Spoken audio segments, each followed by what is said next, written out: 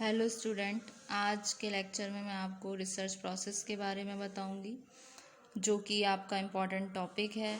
Research methodology में last वाले videos में मैंने आपको फॉर्मुलेशन ऑफ रिसर्च बताया था, रिसर्च के बारे में बताया था, उसके स्टेप्स बताए थे, एंटायर कंसेप्ट बताया था रिसर्च का। आज हम बात करेंगे रिसर्च प्रोसेस के बारे में, रिसर्च प्रोसेस क्या होती है। ठीक है, तो रिसर्च प्रोसेस में क्या क्या इसमें बेसिकली आपके 7 स्टेप होते हैं। ठीक है, तो जिसको मैंने डायग्रामेटिक फॉर्म में बनाया हुआ है। फर्स्ट स्टेप जो कि है आपका define research problem. Research problem में क्या है, जो आपने फॉर्मुलेशन किया था रिसर्च प्रॉब्लम का, ये फर्स्ट स्टेप है रिसर्च प्रोसेस का, कि रिसर्च कहाँ से आती है, मतलब प्रॉब्लम कहाँ से जनरेट होती है। फिर उस प्रॉब्लम का रिव्यू कॉन्सेप्ट एंड थ्योरीज करते हैं। फिर उस प्रॉब्लम्स के रिगार्डिंग हम रिव्यू करते हैं उसके कॉन्सेप्ट का, और उसके प्रीवियस में रिसर्च फाइंडिंग्स देखते हैं। फिर फॉर्मुलेट हाइपोथेसिस। हाइपोथेसिस में क्या है, एक परिकल्पना बनाते हैं रिसर्च के रिगार्ड। हाइपोथेसिस में क्या है, ये एक तरीके से डेवलप्ड होती है, एक पर्टिकुलरली इम्पॉर्टेंट होती है, ये प्रोवाइड करती है फोकल पॉइंट रिसर्च के लिए। Hypothesis should be very specific होनी चाहिए, लिमिटेड पीस ऑफ रिसर्च होना चाहिए, किसके हैंड में, रिसर्चर के, क्योंकि ये टेस्टेड होती है। इसका रोल जो होता है हाइपोथेसिस का, गाइड करता है रिसर्चर को डिलिमिनेटिंग करने पे एरिया ऑफ रिसर्च, और कीप हिम रखता है उसको एक राइट ट्रैक पे।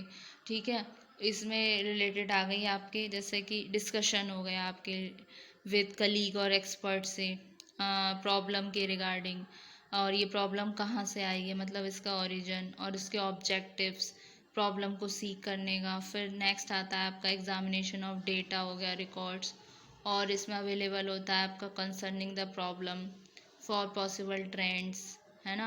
और नेक्स्ट आता है आपका रिव्यू सिमिलर स्टडीज़ का, जो एरिया ऑफ स्टडीज़ है आपसे रिलेटेड, उसमें सिमिलर प्रॉब्लम्स होंगी, उसका रिव्यू करना। जो रिलेटेड स्टडीज़ से रिलेटेड जितनी भी प्रॉब्लम्स होगी उसका रिव्यू करना। फिर एक्सप्लोरेटरी पर्सनल इन्वेस्टिगेशन हो गई, इसमें क्या क्या चीज़ें इन्वॉल्व होती हैं आपकी ओरिजिनल फील्ड, जैसे कि इंटरव्यूज़ हो गए आपके लिमिटेड स्केल के विद इंटरेस्टेड पार्टीज़ के साथ, इंडिविजुअल्स हो गए, with a view to secure insight into practical aspects of the problem। ठीक है, ये तो आगे आपका फॉर्मूला। फिर आता है आपका रिसर्च डिफाइन रिसर्च। तो इसमें डिफाइन रिसर्च में क्या आ गया, आपको प्रिपेयर करना रिसर्च डिज़ाइन, ये एक कॉन्सेप्चुअल स्ट्रक्चर है। रिसर्च इसमें स्टडीज़ होनी चाहिए। रिसर्च डिज़ाइन का मतलब क्या होता है, इसमें स्पेसिफाई आते हैं आपके मेथड्स, आपके प्रोसीजर फॉर पर्टिकुलर स्टडी के लिए। तो रिसर्चर को स्पेसिफाई करना चाहिए अप्रोच जो इंटेंडेड कर रहा है, यूज़ में ले रहा है। Function of research design provide करता है कलेक्शन ऑफ रेलिवेंट एविडेंस।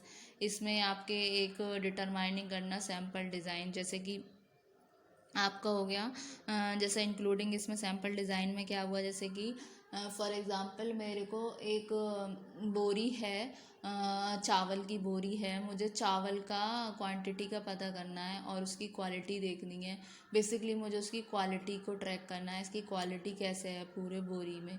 तो मैं क्या करूँगी, उसका स्मॉल अमाउंट, कुछ छोटा सा पोर्शन निकालूंगी, या फिर उस मुट्ठी में थोड़ा सा चावल को लूँगी, देन उसको ऑब्ज़र्व करूँगी, उसको देखूँगी, परखूँगी। तो फिर उससे मुझे क्या पता चलेगा, मुझे एंटायर बोरी के बारे में पता चलेगा, एंटायर जो थैला है या बोरी है, कि इसमें बाकी का चावल कैसा होगा। ऐसे क्या होता है, सैम्पलिंग में क्या होता है, एंटायर पॉपुलेशन होती है, यूनिवर्स होती है, उसमें से किसी पोर्शन का, किसी कॉलोनी का या किसी गली मोहल्ले में से किसी एक फैमिली मेम्बर को ले लिया किसी के, या फिर किसी एक मोहल्ले को चुन लिया, तो उससे क्या, उससे एंटायर एरिया के बारे में पता चल जाता है कि इसमें कैसी कैसी चीज़ें हैं। तो क्या है, ये डिटरमाइनिंग हो गया आपका सैम्पल डिज़ाइन। ठीक है, फिर आती है कलेक्ट करना डेटा। डेटा कलेक्शन क्या हो गया, ये एक नेक्स्ट स्टेप है जो डिटरमाइन करता है sources of data to be use, तो इसमें रिसर्चर को डिसाइड करता है कि उसको कलेक्ट करनी है प्राइमरी डेटा से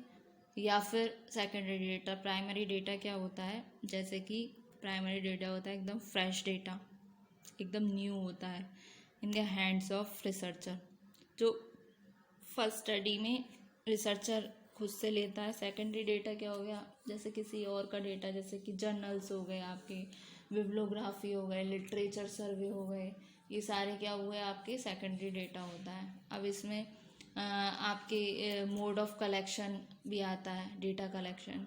इसमें 2 मेथड्स होते हैं बेसिकली अवेलेबल। एक तो होता है आपका ऑब्जर्वेशनल मेथड, सेकंड होता है सर्वे मेथड। ऑब्जर्वेशनल मेथड क्या इम्प्लाइज करता है, कलेक्शन ऑफ इंफॉर्मेशन, जिसमें बाय वे ऑफ इन्वेस्टिगेटर का ओन ऑब्जर्वेशन होता है।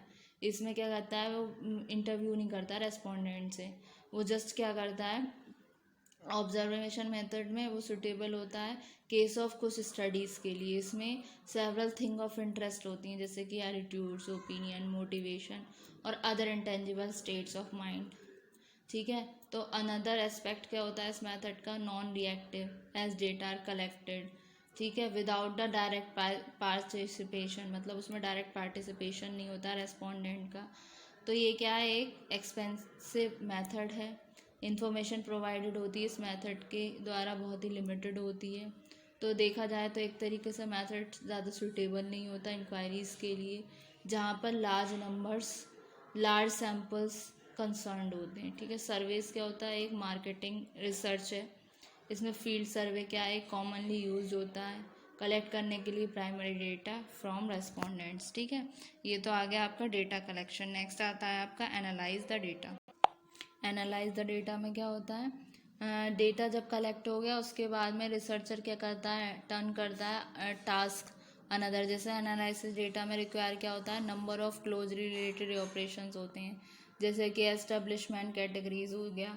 तो application of these categories to raw data, ये किससे हो गया, थ्रू कोडिंग से, टेबुलेशन से और अदर स्टैटिकल इंटरफेरेंस से। तो रिसर्चर को क्या क्लासिफाई करता है, raw data into some purposeful and usual category, statical interference. Coding में क्या हो गया, जैसे ऑपरेशन जो यूजली डन होता है कि स्टेज पे, जिसमें होता है कैटेगरीज ऑफ डेटा जो ट्रांसफॉर्म होती है आपकी सिम्बल्स में, ये टेबुलेटेड भी होती है, काउंटेड भी होती है। फिर आता है आपका एडिटिंग, ये भी एक प्रोसीजर है, इम्प्रूव करता है क्वालिटी ऑफ डेटा को फॉर कोडिंग के लिए।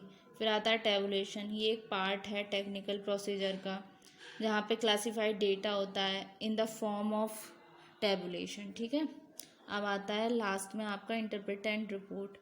तो ये रिपोर्ट क्या हो गया, एक तरीके से थीसिस हो गया जो लास्ट में होता है रिसर्च में। इसमें क्या होता है, रिपोर्ट राइटिंग में क्या ज़रूरत होती है आपकी, सम स्किल्स की, वो डेवलप्ड होती हैं आपकी प्रैक्टिस से। तो रिसर्चर को क्या फॉलो करना पड़ता है, मेन प्रिंसिपल्स राइटिंग का रिपोर्ट के, जिसमें सम प्रिंसिपल्स आते हैं कि रिपोर्ट में ऑब्जेक्टिविटी होनी चाहिए, क्लैरिटी होनी चाहिए, प्रेजेंटेशन ऑफ आइडियाज़ की, और report should be written in concise manner में होनी चाहिए, ऑब्जेक्टिव स्टाइल होना चाहिए, सिंपल लैंग्वेज में, अवॉइड करना चाहिए जार्गन वर्ड्स को, चार्ट और इलस्ट्रेशन होना चाहिए मेन रिपोर्ट का जो यूज़ होना चाहिए, कॉन्फिडेंस लिमिट्स होनी चाहिए कैलकुलेट, और लेआउट रिसोर्स का फॉलो करना चाहिए। इसमें preliminary pages, main text, and matter, और सबसे मोर इम्पॉर्टेंट उसमें फॉलोइंग पार्ट होनी चाहिए, यानी कि इंट्रोडक्शन हो गया, आपका समरी ऑफ फाइंडिंग्स हो गया, मेन रिपोर्ट क्या है, मेन बॉडी रिपोर्ट का क्या है, शुड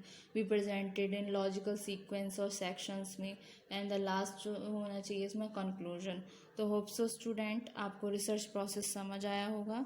नेक्स्ट वाले वीडियो में हम नेक्स्ट टॉपिक को कंटिन्यू करेंगे। Thank you so much.